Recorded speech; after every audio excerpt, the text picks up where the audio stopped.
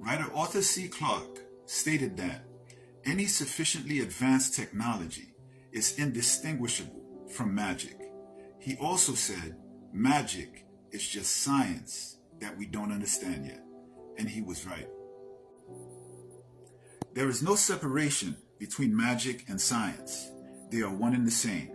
Magic or occult practices are just higher level science and technology.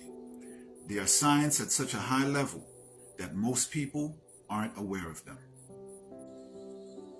To support these statements, I will give 3 proven, well-documented methods of mind control, 2 of which are undeniably scientific, but all 3 can be viewed as magic if one is not familiar with the processes involved.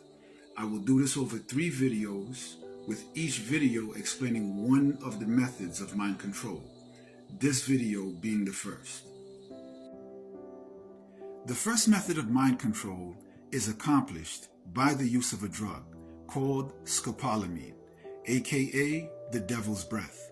Scopolamine comes from a tree, which is common in Colombia, called the borochero tree, and is currently being used as a treatment for nausea and vomiting. It's also currently being tested as a potential treatment for anxiety and depression. Obviously, it has many useful benefits.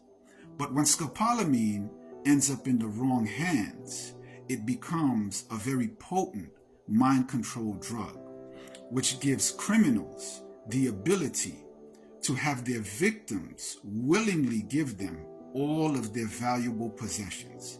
Folks, these are documented facts.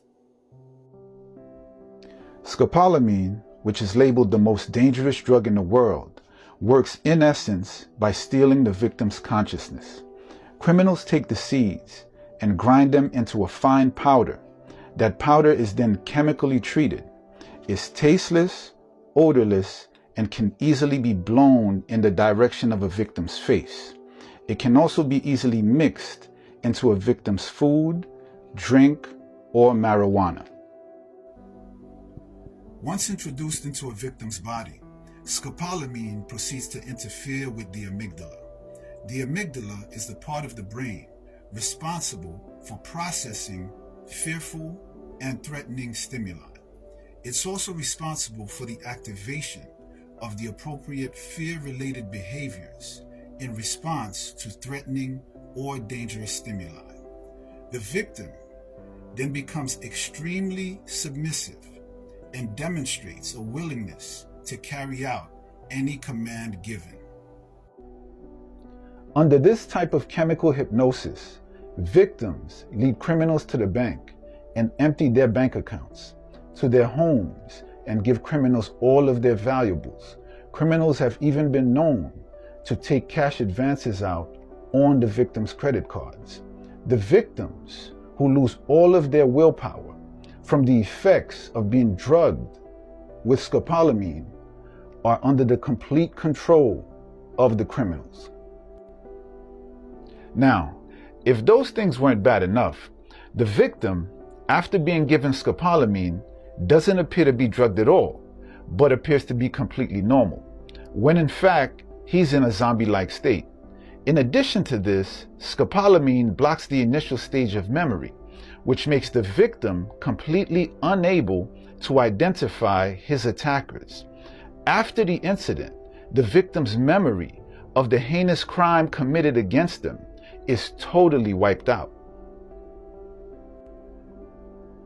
It's believed that even the CIA experimented with scopolamine in the 1960s during the Cold War in hopes of using it as a truth serum.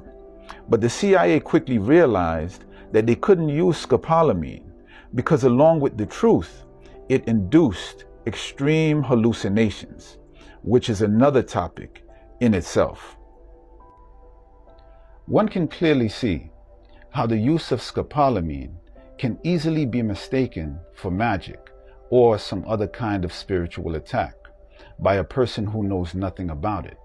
In fact, in some spiritual attacks, a powdery substance is blown into a victim's face, as is sometimes done using scopolamine. My point is that mind control is a real documented fact, but there are different methods to accomplish mind control. This video demonstrates a chemical method.